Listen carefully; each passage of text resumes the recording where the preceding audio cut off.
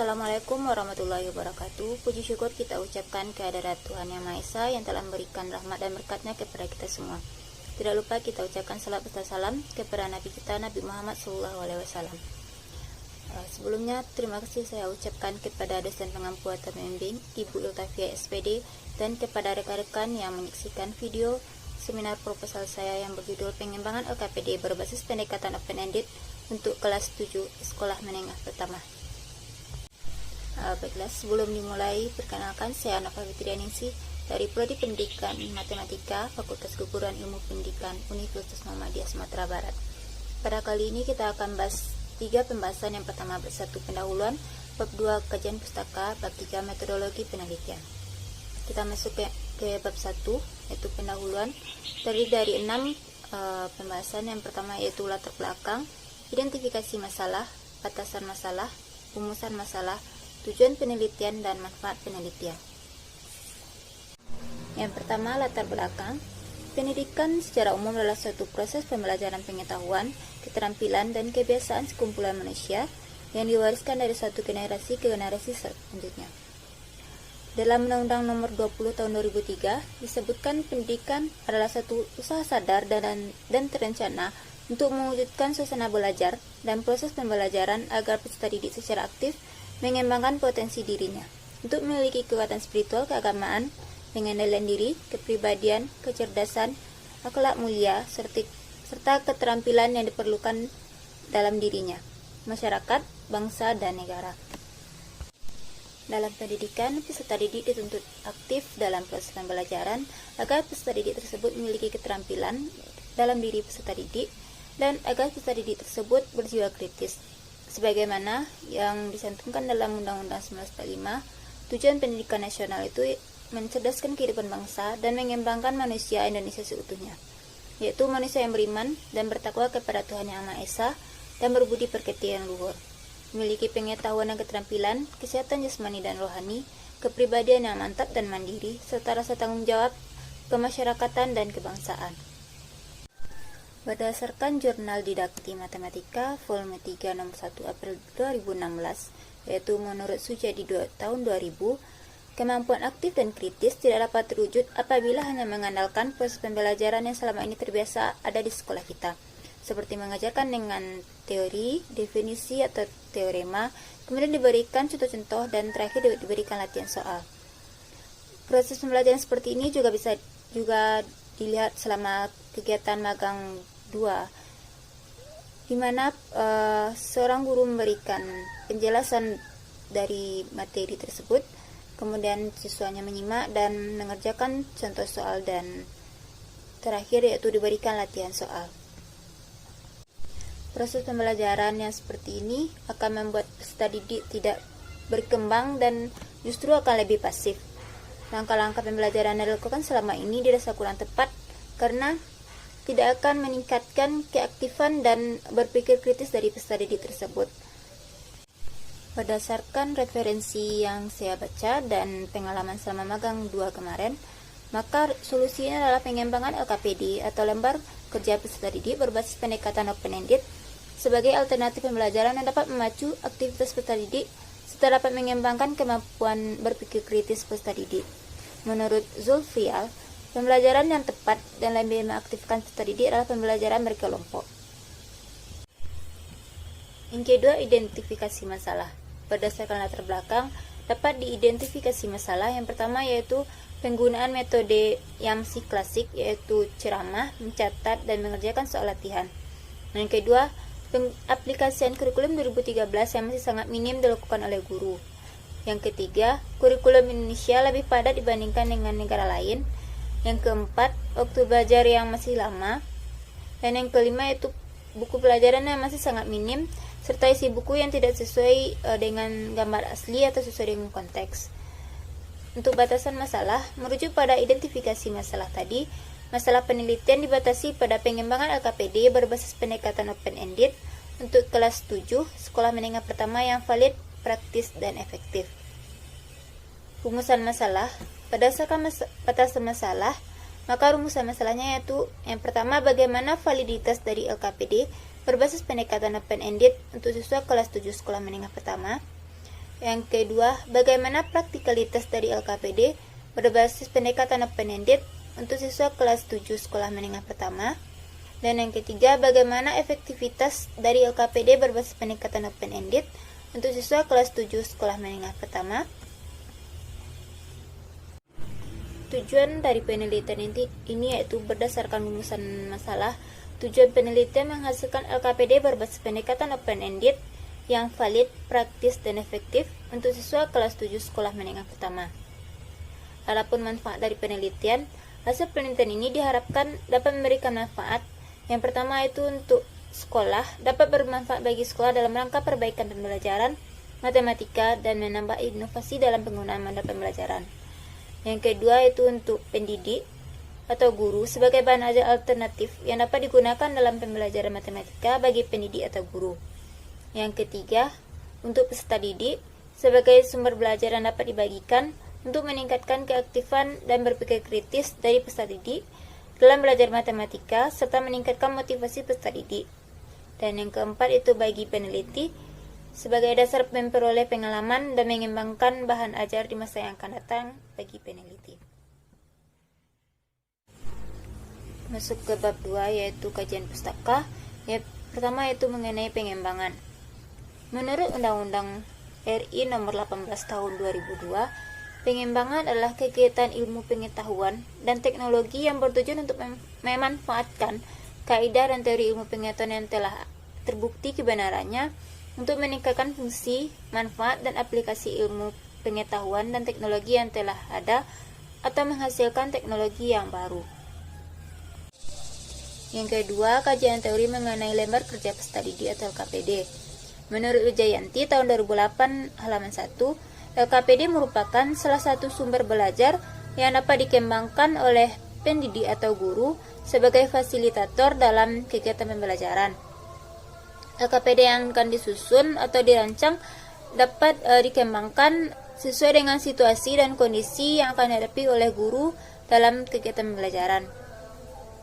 LKPD dapat berupa panduan atau petunjuk pembelajaran untuk peserta didik yang berupa pertanyaan atau pernyataan untuk memaksimalkan pemahaman kognitif dari peserta didik tersebut mengenai materi yang sedang dipelajarinya.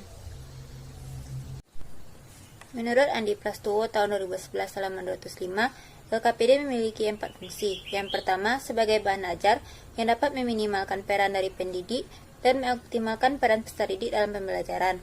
Yang kedua, sebagai bahan ajar yang membantu peserta didik dalam memahami materi yang dipelajarinya.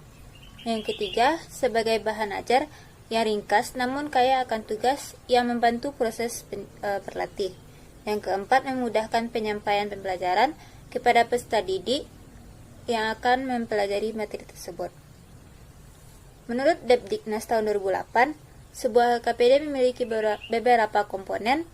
Yang pertama itu judul, mata pelajaran, semester, dan tempat sekolah. Yang kedua, petunjuk belajar. Yang ketiga, kompetensi yang akan dicapai. Yang keempat, indikator. Yang kelima, informasi pendukung. Yang keenam, tugas-tugas dan langkah-langkah kerja. Dan yang terakhir yaitu penilaian. Kajian teori yang ketiga yaitu mengenai pendekatan open-ended. Menurut Simada dalam Suyono tahun 2013, pendekatan open-ended merupakan pendekatan dalam pembelajaran yang dimulai dengan menyajikan satu permasalahan kepada peserta didik, di mana permasalahan tersebut memiliki metode atau penyelesaian yang benar, lebih dari satu metode penyelesaian. Pendekatan open-ended menawarkan satu pembelajaran, di mana dalam proses pembelajarannya dimulai dengan pemberian masalah kepada peserta didik yang berkaitan dengan konsep matematika yang akan dibahas. Masalah tersebut diberikan bersifat terbuka, yang artinya memberikan tantangan kepada peserta didik untuk mencari pola penyelesaian dari masalah tersebut dan menemukan berbagai solusi dari masalah dan menafsirkannya. Di samping itu, masalah yang bersifat terbuka juga memberikan kesempatan seluas-luasnya kepada peserta didik untuk menjawab soal dengan caranya sendiri, namun tetap benar. Pembahasan yang terakhir yaitu bab 3, metodologi penelitian. Yang pertama, model pengembangan. Penelitian ini merupakan penelitian pengembangan atau Research and Development atau R&D menggunakan 4D model yang dikembangkan oleh Tiaga Rajan tahun 1974 halaman 5, yang bertujuan untuk menghasilkan produk baru berupa LKPD berbasis pendekatan open-ended yang valid, praktis, dan efektif. 4D model terdiri dari 4 tahap. Yang pertama yaitu define atau pendefinisian, yang kedua design yaitu perancangan, yang ketiga develop atau pengembangan, yang terakhir yaitu disseminate atau penyebaran. Pada tahap pendefinisian ada 5 langkah. Yang pertama yaitu analisis ujung depan atau menetapkan masalah dasar yang akan dihadapi dalam pembelajaran matematika. Yang kedua analisis peserta didik, yaitu menganalisis tentang karakteristik dari peserta didik tersebut. Yang ketiga analisis tugas, yaitu mengumpulkan prosedur untuk menentukan isi dalam rencana pembelajaran, yaitu berupa kompetensi inti dan kompetensi dasar. Yang keempat analisis konsep, yaitu mengidentifikasi konsep-konsep utama yang akan diajarkan. Dan yang terakhir yaitu spesifikasi tujuan pembelajaran, yaitu perumusan tujuan pembelajaran yang didasarkan pada KI dan KD yang sudah tercantum dalam kurikulum 2013. Yang kedua tahap perancangan atau desain. Ada 4 langkah yaitu penyusunan standar tes, yang kedua pemilihan media atau media yang akan digunakan dalam proses pembelajaran tersebut, dan yang ketiga yaitu pemilihan format, yang keempat perancangan awal pembelajaran. Yang ketiga tahap ketiga yaitu tahap pengembangan atau develop. Dalam tahap ini ada beberapa langkah yang akan dilakukan. Yang pertama yaitu validasi oleh ahli, yaitu dosen pendidikan matematika FKIP UMSB, dan validasi oleh praktisi, yaitu oleh guru matematika. Selanjutnya itu revisi 1. Pada revisi 1 ini, produk yang sudah divalidasi oleh validator akan direvisi untuk menghasilkan produk yang lebih layak untuk diuji cobakan. Selanjutnya yaitu uji coba terbatas. Uji coba terbatas dilakukan kepada 20 peserta didik di SMP 3 Padang Panjang. Yang kedua yaitu revisi yang kedua. Pada uji coba lapangan terdapat beberapa kekurangan dan kelemahan. Kekurangan dan kelemahan tersebut akan direvisi untuk menghasilkan produk yang lebih layak untuk diuji cobakan ke yang lebih luas. Selanjutnya itu uji coba luas. Produk yang sudah diperbaiki di revisi 1 dan di revisi 2 akan digunakan untuk uji coba luas, yaitu berupa 30 peserta didik di kelas 7 SMP Negeri 3 Padang Panjang. Yang terakhir yaitu tahap diseminasi atau disseminate. Pada tahap ini yaitu tahap terakhir untuk produk yang akan dihasilkan. Produk yang sudah dihasilkan akan diimplikasikan pada sasaran yang sesungguhnya, dan proses terakhir yaitu pengemasan dari produk yang sudah dihasilkan. Yang kedua, subjek uji coba. Subjek uji coba dari penelitian ini adalah peserta didik dari kelas 7 SMP Negeri 3 Padang Panjang. Uji coba terbatas diambil 20 peserta didik dari kelas 7A, sedangkan untuk uji coba luas dilakukan di kelas 7D dengan jumlah peserta didik 30 orang. Yang ketiga, waktu dan tempat penelitian. Penelitian ini dilaksanakan pada Juni sampai Agustus 2020. Pada bulan Juni 2020 dilakukan observasi dan di sekolah. Pada bulan Juli sampai Agustus 2020 dilakukan pengumpulan data. Sekolah yang akan digunakan yaitu SMP Negeri 3 Padang Panjang. Yang keempat, jenis data. Digunakan 2 jenis data. Yang pertama itu data kualitatif, yaitu yang diperoleh dari hasil validasi ahli, praktisi, serta respon peserta didik. Yang kedua itu data kuantitatif, yaitu data yang diperoleh dari hasil validasi, berupa skor penilaian dengan skala 1 sampai dengan 5. Yang kelima, instrumen penelitian. Pada penelitian ini digunakan 2 instrumen yang terdiri dari instrumen perangkat pembelajaran dan instrumen pengumpulan data yang akan disusun dan diusulkan serta dikonsultasikan kepada dosen pembimbing dan guru pembimbing di lapangan agar didapatkan instrumen yang valid dan reliabel. Instrumen perangkat pembelajaran meliputi silabus, RPP, dan LKPD. Sedangkan untuk instrumen pengumpulan data berupa lembar validasi, lembar observasi keterlaksanaan RPP, angket respon peserta didik, kisi-kisi soal pretest dan post-test, serta lembar soal pretest dan post-test. Yang keenam yaitu teknik analisis data. Ada dua teknik analisis data, yaitu analisis kualitatif dan kuantitatif.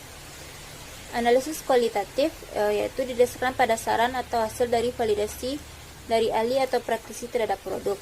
Sedangkan analisis kuantitatif, ada beberapa rumus yang akan digunakan. Yang pertama, untuk analisis kelayakan RPP menggunakan skor rata-rata dari rumus menurut Arikunto tahun 2006 halaman 272, yaitu X bar sama dengan sigma X per N, di mana X bar merupakan skor rata-rata, sigma X yaitu jumlah skor, dan N yaitu jumlah penilai. Dengan menggunakan kriteria penilaian skala 5, yaitu sangat baik, baik, cukup baik, kurang baik, dan sangat kurang baik. Yang kedua yaitu analisis keterlaksanaan RPP menggunakan perhitungan Interject Agreement atau IJA dengan rumus yaitu IJA sama dengan AY per AY tambah AN dikali 100%, di mana AY merupakan kegiatan terlaksana dan AN merupakan kegiatan yang tidak terlaksana. Yang ketiga, analisis kelayakan LKPD berbasis pendekatan open-ended. Kelayakan LKPD berbasis pendekatan open-ended didasarkan pada hasil validasi oleh validator ahli dan praktisi yang diberikan dengan skor 1-5 dengan menggunakan kriteria penilaian dari Eko Putro-Wijayoko tahun 2009. Yang keempat, analisis validitas instrumen pengumpulan data.